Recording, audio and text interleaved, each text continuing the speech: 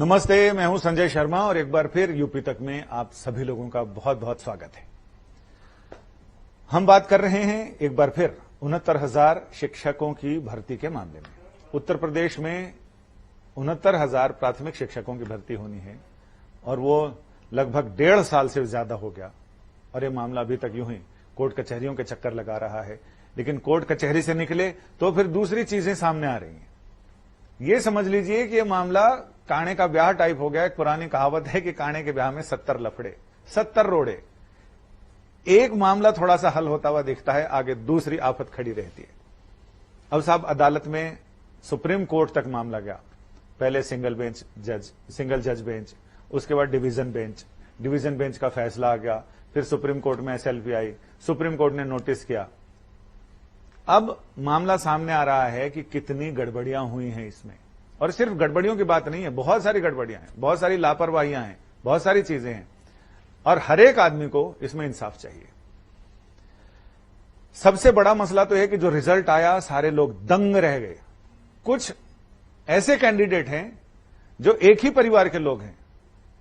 एक परिवार में अगर एक ही बाप के 4 बेटे बेटियां हैं, चारों 132, 150 में 132, 140, 141, हो सकता है कई के 150 से भी ज्यादा नंबर आ गए हों। ढंग से जांच कीजिएगा मुख्यमंत्री जी, ये पता चले कि शायद लोगों ने जितने पूर्णांक हैं उससे ज्यादा प्राप्तांक हो गए। अब मेरी समझ में नहीं आ रहा कि जिन जिन लोगों की, प्रतिभाशाली लोगों की ये संतानें हैं, उन्होंने कौन सा शिलाजीत खा के पैदा किया है कि ऐसी प्रतिभाशाली संतानें। और 1 महीने में इतनी प्रतिभा। जिन लोगों ने TET का एग्जाम दिया था वो सारे लोग 100 में 30, 40, 50, 60 ऐसे नंबर लेके आ रहे हैं 100 नंबर में। लेकिन वो 5 सब्जेक्ट में 14 सब्जेक्ट की तैयारी 1 महीने में की और उनके 150 में 141, 140, 137। जो लोग एक साथ बैठे हैं उनके एक जैसे नंबर हैं। एक ही परिवार के 4 लोग बैठे हैं, उनके 130, 131, 130, 131 नंबर आ रहे हैं। एक खास परिवार के लोग हैं, यह भी पता चला है कि उसमें 1-2 लोग तो खास पार्टी के जिला अध्यक्ष हैं। जिन सारे लोगों के जान पहचान वाले, आसपास वाले, परिवार वाले, भाई भतीजा वाले, इन सारे लोगों ने जबरदस्त प्राप्तांक हासिल किए हैं। तो क्यों नहीं सरकार 140 से ऊपर या 130 से ऊपर जिन लोगों के नंबर आए हैं उनका विशेष इंटरव्यू कराए। आखिर ऐसे प्रतिभाशाली लोग हैं तो उनका इंटरव्यू होना चाहिए। और मीडिया भी उन लोगों को खोज रहा, हमारे रिपोर्टर भी खोज रहे हैं। वो ऐसे भूमिगत हो गए हैं कि उनका पता नहीं चल रहा। कई लोगों ने तो तंज कसते हुए लिखा है कि फलाने फलाने हीरो हीरोइन के बच्चे बच्चियों के तो आप सारे दिखाते हो कि उनकी नित्य क्रिया हो गई है, इनके नहीं। तो साहब मैं उनसे यही कहना चाहता हूं कि वो मशहूर लोगों के बच्चे हैं, इसलिए उनके एड्रेस ढूंढने में परेशानी नहीं होती। और ये सारे लोग आम लोग हैं, आम में भी खास हैं। बड़ी प्रतिभा से इन्होंने सारी चीजें अर्जित की हैं, प्रतिभाशाली हैं। तो दिनकर जी ने भी लिखा है कि जय हो जग में जले जहां भी नमन पुनीत अनल को। यानी कोई भी अग्नि अगर है वो कहीं भी जले, उसको नमन करना चाहिए। अगर प्रतिभा की अग्नि है, चिंगारी है, तो हम भी चाहते हैं कि वो ज्वाला बने, लेकिन ऐसा ना हो कि किसी का हक चला जाए। एक खास परिवार के लोग 140, 142, 145 नंबर लेके आ रहे हैं, तो इसमें जांच तो होनी चाहिए। सवाल पहले भी उठा था, जिस समय एग्जाम हुए थे उस समय भी यह सवाल उठा था कि साहब पेपर लीक हुए हैं। लेकिन बाद में सरकार ने यह कह के पल्ला झाड़ लिया कि नहीं, वो दूसरे उसमें पेपर लीक हुए थे, इसके पेपर लीक नहीं हुए। पेपर लीक नहीं हुए तो खास परिवार के, जिनमें पटेल परिवार के 3-4 संतति है, गोरख सिंह जी के 3-4 लोग हैं, एक तिवारी जी के 3-4 बच्चे हैं, एक पांडे जी के 4-5 हैं, यादव जी के हैं। तो साहब ऐसी कौन सी शिलाजीत की दवा आ गई जिसको खा के आदमी एकदम पूरा ऐसा एग्जाम लिखे कि आदमी सामने वाला फ्लैट। इसकी जांच होनी चाहिए। दूसरा, एक कई बच्चों ने मुझे मैसेज भी दिया और वो आपस में भी बात करते हैं। यूपी तक को भी उन्होंने टैग किया और उन्होंने ये बताया कि जो आरक्षित वर्ग है उनको डबल फायदा मिल रहा है, अनारक्षित वर्ग को ज्यादा नुकसान है। तो ये भी देखा जाए कि किसी के साथ अन्याय ना हो। और बहुत सारी चीजें मेरे पास, मैं उसके प्रिंट आउट भी दिखाना चाहता हूं, लेकिन प्रिंट आउट मैं आपको फिर दिखाऊंगा। लेकिन मेरे मोबाइल पे बहुत सारे मैसेज लोगों ने भेजे हैं जिनमें पूरी सूची बनाकर उन्होंने बताया है कि आखिर क्या क्या हो रहा है और कैसा कैसा हुआ है। एक सूची तो ये मेरे सामने ही है, इसमें थोड़ा बहुत ज्यादा नजर नहीं आएगा, लेकिन लाल स्याही से इन्होंने लिखा है और मैं आपको 2-4 उदाहरण देके बताता हूं। कुमारी पूनम सिंह पुत्री हैं गोरख सिंह जी की, ओबीसी 127 नंबर। इन्हीं गोरख सिंह जी के अश्विनी कुमार सिंह गोरख सिंह जी के ही बालक हैं, 126 नंबर, उनको 127, इनको 26। अच्छा, और गोरख सिंह जी के एक और परिजन है कोई कुमारी पूनम सिंह, उनके 127, यानी 2 के 127, 1 के 126।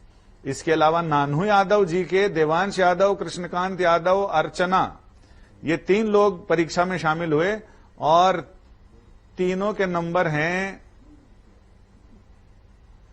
128, 132, 131। अब साहब ये तो जबरदस्त है कि एक पटेल साहब का परिवार है जिनके 4-5 लोगों के एक जैसे नंबर हैं। तो और इन्होंने ये भी लिखा है कि एक ही सेंटर के कई लोग हैं जिनको जबरदस्त अंक मिले हैं। अब ये लिखा है कि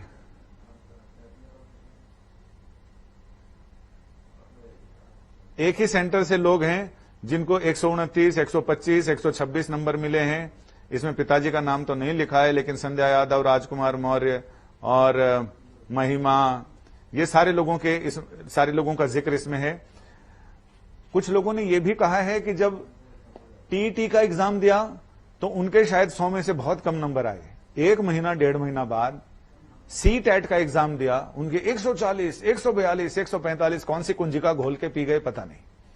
ये सारी चीजें पूरे तंत्र पर सवाल खड़ा करती है, शासन तंत्र पर, जिसके बारे में पीठ थपथपाते नहीं थकते हमारे मुख्यमंत्री और शिक्षा मंत्री, बेसिक शिक्षा मंत्री, कि हम अपने यहां कोई अन्याय नहीं होने देंगे। उत्तर प्रदेश को उत्तम प्रदेश बनाना है, लेकिन यह प्रदेश तब बनेगा जब लोगों का भरोसा आपके तंत्र में रहेगा। लेकिन इस तरह की चीजें होंगी तो भरोसा नहीं होगा। हमारी टीम तो लगी हुई है इन सारे कैंडिडेट्स को ढूंढकर इनसे पूछने की कि भाई साहब आपने कौन सी कुंजी कैसे घोल के पी ली जिससे कि आपको 150 में 140, 42, 45 नंबर आपके आए। अगर प्रतिभा इतनी जबरदस्त है तो उनको अलग से सम्मानित किया जाना चाहिए। और किसी तरह का कोई घोल है, कोई झोल है, तो फिर उसकी जांच भी होनी चाहिए। बिहार में जांच हुई थी और जिस समय टॉपर से इंटरव्यू लेने जब हमारी टीम के लोग पहुंचे तो वो 4 लाइन सही से लिख नहीं पाए। तो ऐसे लोगों को या तो घूंघट में रखे सरकार, क्योंकि किसी न किसी दिन तो उनका पता चलेगा और उस समय फिर सरकार के लिए ये बताने को नहीं होगा कि आखिर उनको कौन सी प्रतिभा चयन परीक्षा में इतने नंबर मिले। प्रतिभा अगर है तो उससे किसी को कोई गुरेज नहीं, लेकिन बिना प्रतिभा के अगर है तो इसका मतलब वो किसी योग्य आदमी की जगह ले रहा है। और जहां तक बात है 40-45% की, मैं इस मामले में व्यक्तिगत रूप से मैं इससे सहमत नहीं हूं कि एक 30, 35, 40, 45% अंक लाने वाला शिक्षक, उम्मीदवार शिक्षक हो और नई पीढ़ी को तैयार करे। अंकों की बात नहीं, अगर वो 4 लाइन अच्छे से साफ साफ लिखे, शुद्धता के साथ, गणित भाग के हिसाब आए, हिंदी अंग्रेजी अच्छे से हो, तो कोई दिक्कत नहीं है उनके हाथों में अपने नौनिहालों के कमान सौंपने में और भविष्य को उनके हाथों में रखने में। लेकिन अगर वो 4 पंक्तियां खुद शुद्ध से लिख नहीं सकते, बोल नहीं सकते, 2 और 2 4 का हिसाब नहीं लगा सकते, अंग्रेजी में भी हाथ तंग है, तो फिर आप खुद सोचें कि क्या आप अपने बच्चों को ऐसे शिक्षकों के हाथ में देना पसंद करेंगे। कोई दूसरा विभाग होता जिसमें एलडीसी, यूडीसी का मामला हो या कोई और मामला हो, उसमें तो आप कम प्रतिभा को भी चला सकते हैं। लेकिन ये शिक्षक का मामला है। शिक्षक पूरे राष्ट्र का गुरु होता है, पूरी एक पीढ़ी का गुरु होता है। क्या सरकार चाहेगी, और यहां तो मुख्यमंत्री की कुर्सी पर गुरुजी बैठे हुए हैं, तो क्या वो चाहेंगे कि ऐसे लोगों के हाथों भविष्य छोड़ दिया जाए। सुप्रीम कोर्ट में भी मामला चला, मैं उस समय सुनवाई में था। सुप्रीम कोर्ट ने भी ये कहा कि जो शिक्षा मित्र हैं उनके साथ किसी तरह का अन्याय ना हो, उनके साथ छेड़छाड़ ना हो। और कोर्ट ने यह भी हिसाब मांगा है कि कितने शिक्षा मित्र ये 69,000 की परीक्षा में पास हुए हैं। 8,000 कुछ 100 कुछ ऐसा आंकड़ा ये था।